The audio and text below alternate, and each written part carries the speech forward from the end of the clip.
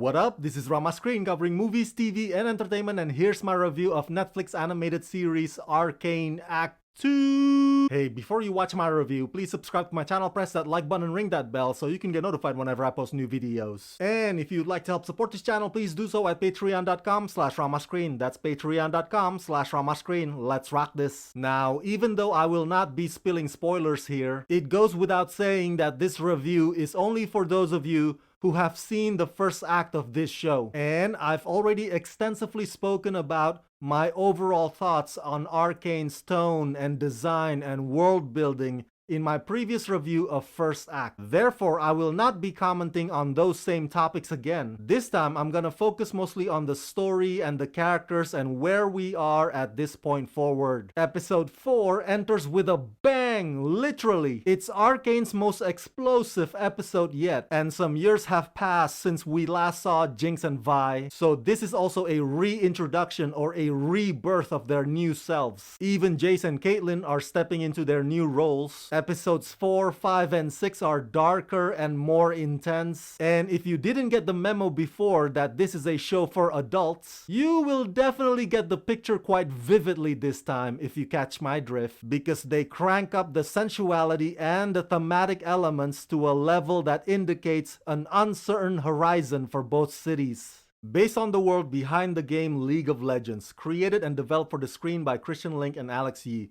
Arcane dives into the delicate balance between the rich city of Piltover and the seedy underbelly of Zaun. Tensions between these city-states boil over with the creation of Hextech, a way for any person to control magical energy.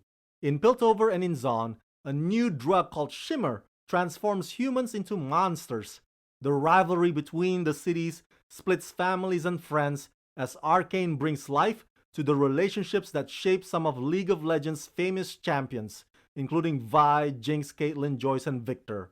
Voice starring Haley Steinfeld, Katie Leung, Kevin Alejandro, Harry Lloyd, Sheree Agdashlu, and Roger Craig Smith. We need to talk about Jinx. She is a hell of a character, isn't she? I totally get why fans love her. Here in Act 2, Jinx is more disturbed and more traumatic than we expected. She bottles up that sense of abandonment and turns it into rage that she channels through her IED toys. Deep down, you can tell that she's still that sad little girl that cowers behind Vi. But on the surface, let's just say that you do not want to get on Jinx's bad side. The story arc for Jinx on these new episodes is so nuanced and interesting because she's tragic, but she's also a liability. She's a terrorist, but she's also misunderstood. She is so unhinged and unpredictable. You can't help but be drawn to Jinx. And actress Elle Purnell really goes to town with her voicing performance without inhibition. Another thing that I love about these new episodes is that they fully embrace the band Imagine Dragons. Here, Imagine Dragons really make their presence known. Their songs permeate throughout,